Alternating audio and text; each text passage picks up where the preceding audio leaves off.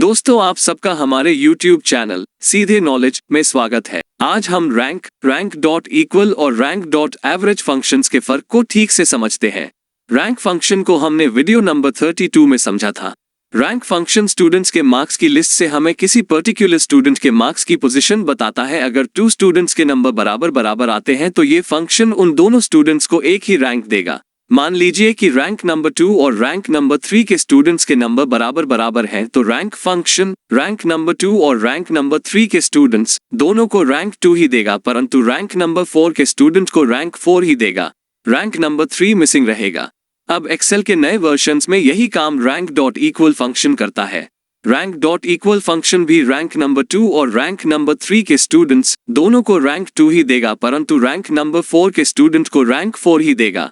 Rank number 3 missing रहेगा, परंतु rank function को हटाया नहीं गया है। अब बारी रैंक डॉट एवरेज फंक्शन की।